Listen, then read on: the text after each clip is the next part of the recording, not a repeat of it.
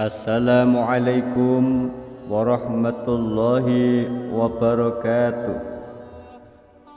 Alhamdulillahi rabbil alamin.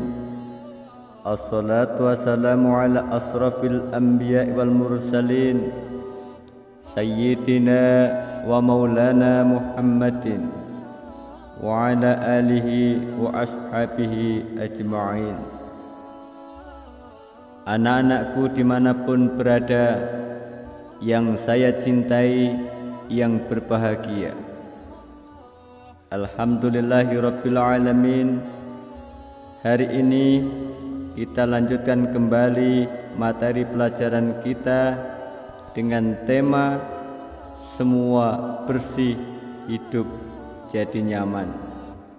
Namun sebelum kita lanjutkan pembahasan materi ini, marilah kita terlebih dahulu berdoa kepada Allah Subhanahu wa taala agar apa yang kita pelajari ini membawa kebaikan dan membawa manfaat bagi kita semua.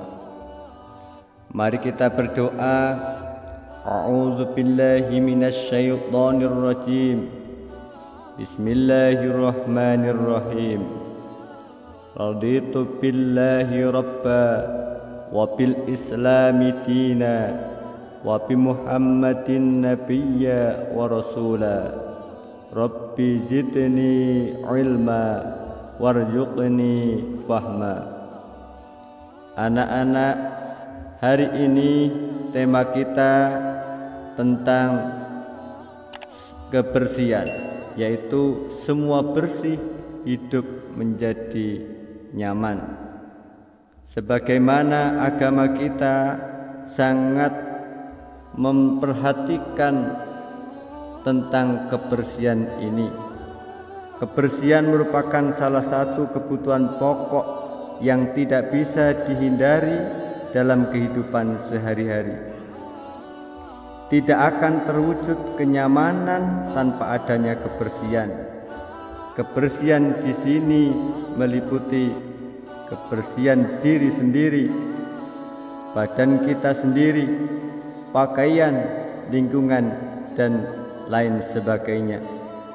Lebih-lebih anak-anakku, pada saat situasi sekarang ini banyak terjadi wabah penyakit yang mengharuskan kita untuk selalu mendisiplinkan diri, membersihkan diri sebaik mungkin. Inilah pentingnya kebersihan pada diri kita, kebersihan pada lingkungan kita, dan Islam lagi-lagi menunjukkan agama yang terdepan, agama yang mengajarkan tentang kebersihan. Betapa kita sangat beruntung dan kita diajarkan oleh agama kita untuk menjaga kebersihan itu. Anak-anak, dari tema ini diharapkan anak-anak sekalian mampu ataupun bisa mempelajari dan memahami tata cara thaharah. Yang kedua, anak-anak diharapkan mampu mempraktekkan tata cara thaharah. Yang ketiga, mempelajari dan memahami hikmah thaharah. Dan yang keempat, diharapkan dapat menerapkan perilaku yang bersih, perilaku yang suci dalam kehidupan sehari-hari. Anak-anakku yang berbahagia, sebagaimana disebutkan dalam hadis riwayat Muslim, Rasulullah sallallahu alaihi wasallam bersabda, "At-tahuru satrul iman." Artinya, kebersihan sebagian dari iman.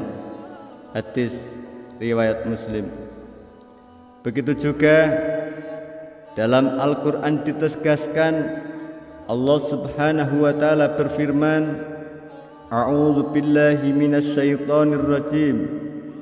Bismillahirrahmanirrahim. Innallaha yuhibbut tawwabina wa yuhibbul mutatahhirin.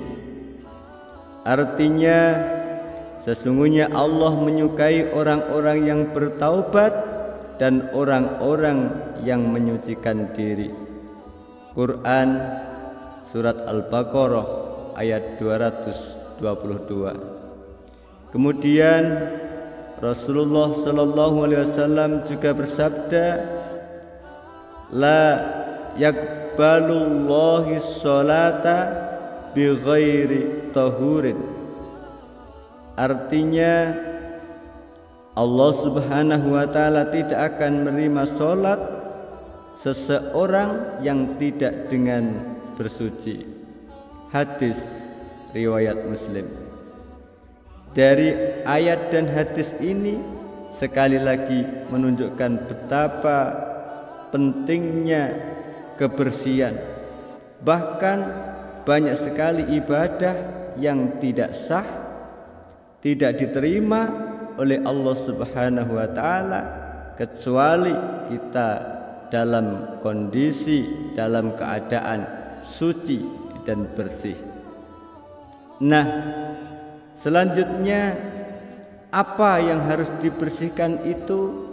Nah, yang harus dibersihkan adalah semua hal termasuk badan, pakaian, tempat dan lingkungan yang menjadi tempat segala aktivitas kita.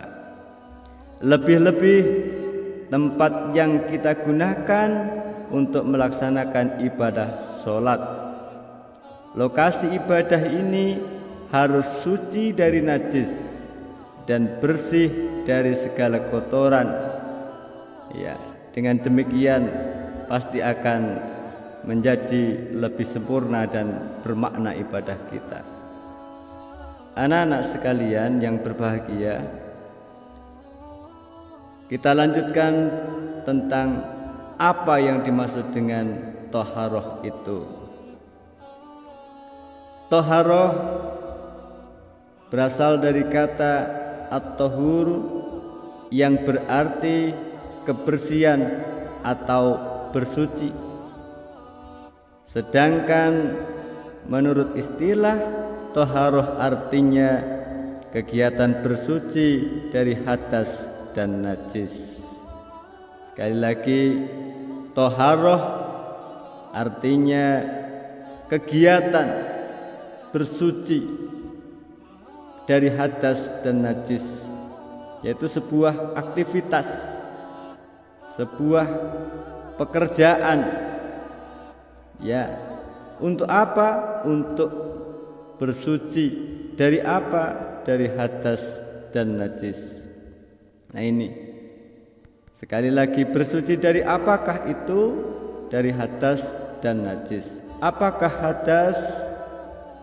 Hadas adalah keadaan tidak bersuci pada diri seseorang yang menjadi sebab terhalangnya untuk beribadah, seperti sholat, membaca Al-Quran, tawaf, dan lain-lain. Sedangkan najis adalah kotoran yang menjadi sebab terhalangnya seseorang untuk beribadah kepada Allah Subhanahu wa ta'ala. Jadi kita bersuci dari dua keadaan ini, dari dua hal ini, yaitu dari hadas maupun najis.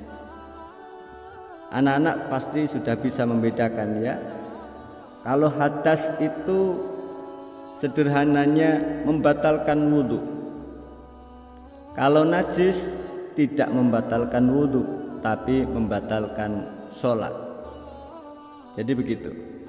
Kalau hadas, wudhu kita batal, tapi najis, ya, wudhu kita tidak batal, tapi sholatnya tidak sah. Ya, jadi itu perbedaan antara hadas dan najis.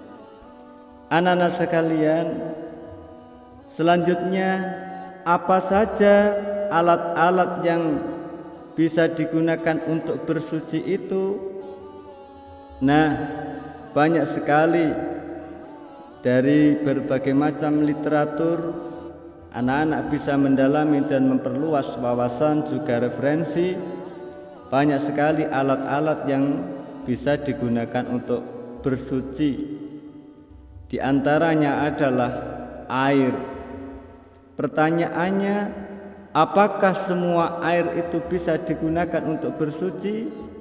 Jawabannya tidak. Kenapa tidak?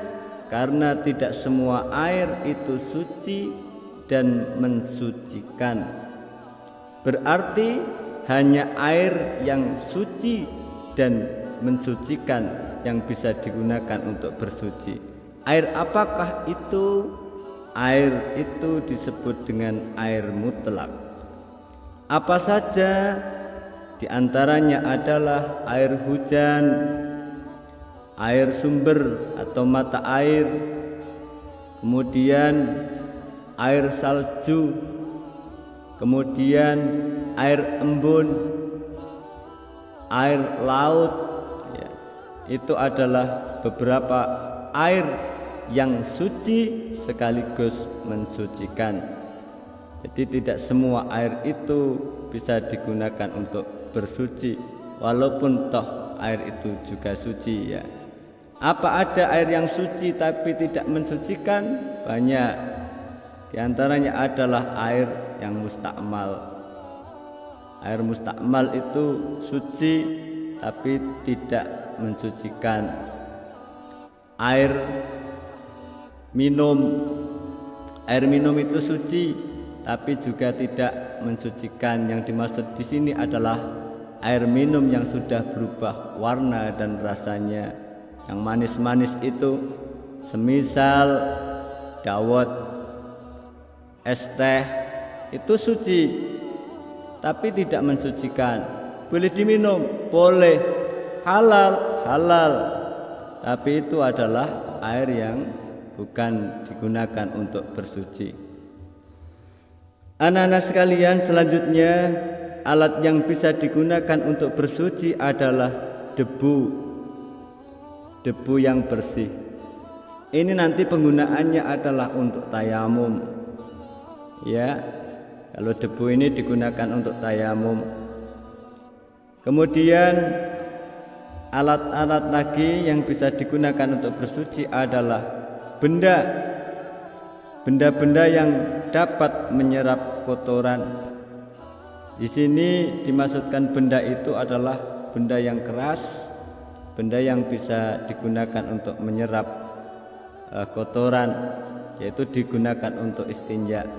Benda apakah ini? Batu, ya, kayu, dan benda-benda padat lainnya.